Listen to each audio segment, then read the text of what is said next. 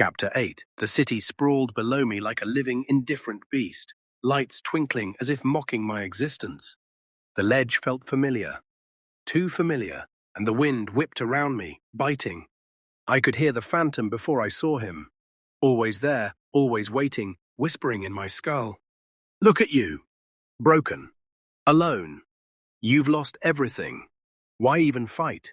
I clenched my fists, trembling. No, I muttered. Not anymore. The dark entity materialized fully before me, taller, broader, eyes glinting with malice. Every scar, every insult, every memory I had ever tried to bury radiated from him. You are nothing.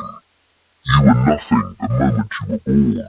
You traded your sister for your life, and now look at you. A ghost of yourself. I felt the old panic rising, the hopelessness, the despair that had dragged me into months of isolation, alcoholism, and guilt. Memories flooded in. The pool, drowning as a boy, with my sister watching silently. The night she took her life, unable to endure her own battles any longer. The argument, the blame, the harsh words I had thrown at her. All the times at work and therapy where I had been mocked by my own insecurities. You've always been weak. The phantom hissed. And now you'll drown in it. But something inside me snapped. Not anger, not rage. Something steadier, colder, clarity. I am not just my fear. I am not just my guilt. I spoke, voice quivering but firm. You are a part of me. You've always been a reflection of my fear, my pain, my anger. And I've had enough. The phantom laughed, a sound like broken glass grinding against metal. Enough? You're a joke. You're a failure. I am you. You can't defeat me. I'm not trying to defeat you, I said, stepping forward. The city below blurred into insignificance. I'm learning to stand with you, to face you, to stop letting you control me. For a moment, the wind stilled. The city held its breath. The phantom's form wavered, shifting like smoke caught in a storm. The fight began, not with fists, but with reality bending around me. He leapt at me, voice coiling around my thoughts. You'll never forgive yourself. You traded her life. You're a monster. I gritted my teeth, and for the first time, I argued back. I do forgive myself. I accept what happened. I am not her death. I am my own life. Painful memories clawed at me, trying to pull me down, but I held them, breathing, naming them, refusing to collapse. He twisted them, amplified them, tried to paralyze me with despair. You're nothing. You're wrong, I screamed, voice carrying over the city. I am here. I am alive. I am going to live. I am going to fight. The phantom shrieked, the air around us warping, shadows and light colliding. He lunged, and I staggered, but something shifted inside me. Not victory, not yet, but resistance. I reached out, placing a hand into the whirlwind of darkness, touching him, touching all the fear, guilt, and rage I had carried. You're part of me, I said calmly. I'll not hide from you anymore. The dark figure faltered, voice faltering. The wind quieted. For the first time, he looked small. Not gone, but diminished. Then, out of the corner of my eye, I saw him. The gentle phantom from the beginning. The tall man in the trench coat, face soft, eyes warm. He stepped forward. You've always had this strength, he said softly. Even in despair, even in grief, even in the darkest of nights, you carry love and hope and the people who care about you. Don't trade them for shadows. Tears ran down my face as I looked over the city, my body shivering, my mind pounding.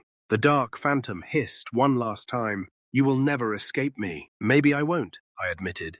But I can learn to live with you. And that's enough. The gentle figure tapped me on the forehead. The wind rushed past. The city lights blurred into a cascade of color, and I was transported back to the ledge, alive, breathing, aware. The dark figure lingered in my mind, quiet now, a shadow of challenge rather than command. And then my phone rang, unknown number. I stared at it, heart racing, knowing that whatever came next, I had fought this battle. I had survived it, and I would continue to survive. The sun rose like any other morning, indifferent but steady. I made my coffee, black, bitter, and perfect. The apartment smelled faintly of fresh bread I'd picked up on the way home yesterday. The dark phantom had been silent for the first time in weeks or months. I wasn't sure how long, but the absence felt like a small gift, like a pause in a storm. Work was work, mundane, repetitive, frustrating, and yet manageable. I smiled when Dana greeted me, answered questions with calm clarity, and didn't let the small annoyances gnaw at my nerves. Every interaction was a choice, a step forward. Lunch came and went without incident. No phantom whispers, no collapsing under memory or shame. Only small victories. A joke shared with a coworker, a problem solved without panic. A day survived. Evening brought the weight of home. Dinner was quieter than it had been for years. The chair beside me was empty. My parents and I navigated the silence with care. Laughter threaded lightly through conversation, careful not to pierce wounds too deep to mend. I talked more than I had in months, telling stories, asking about their day, allowing the space to breathe. Afterward, therapy. Dr. Halverson's office smelled of sandalwood and old paper. The soft light wrapped around us like a protective cloak. "You've come a long way," he said, eyes twinkling with that rare mix of spiritual insight and earthly wisdom. "And yet you carry shadows. How does it feel, knowing you are still walking alongside them?" I considered it. It's hard. Sometimes I don't know if I'm progressing or just surviving. "Perhaps both," he said. "Progress is a journey through survival, through confrontation, through understanding what you can and cannot control. You are learning the rhythm of your own mind." The phantom stirred faintly in the corner of my awareness, silent but present. It had not spoken, but I could feel its attention, coiled like a serpent in the shadows. "I think," I said slowly, "that my responsibility is to take it one day at a time. To be a little better than yesterday, even when it's small, even when it feels meaningless. And eventually, maybe I can help others who are drowning in this same chaos." Dr. Halverson nodded. "That is a noble path. Compassion is born of understanding pain. But remember, your compassion is strongest when it includes yourself." I leaned back, feeling the weight of my grief and my hope intertwined. "I want to reach out to people who are struggling, the ones who feel invisible, alone, haunted by voices in their minds. I want to show them they aren't alone, that even when the darkness is loud, there is a way forward." Silence followed, heavy but grounding. I realized, for the first time in months, I hadn't heard the dark phantom. I exhaled slowly, tentative relief threading through me.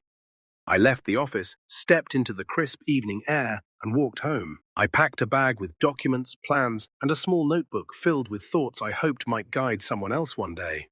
A new job awaited, mentoring those struggling with mental health. A chance to turn my chaos into something meaningful. I stepped onto the sidewalk, the city alive around me. Hope flickered. Purpose shone faintly, fragile but real. And then, "We aren't done yet," whispered a familiar, cold voice, threading through my mind, brushing against my awareness like a shadow at the corner of a room. I froze, heart racing.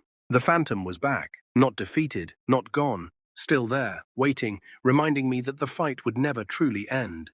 I straightened, squared my shoulders, and took the first step toward my new life. The city waited. The shadows waited. And I walked forward.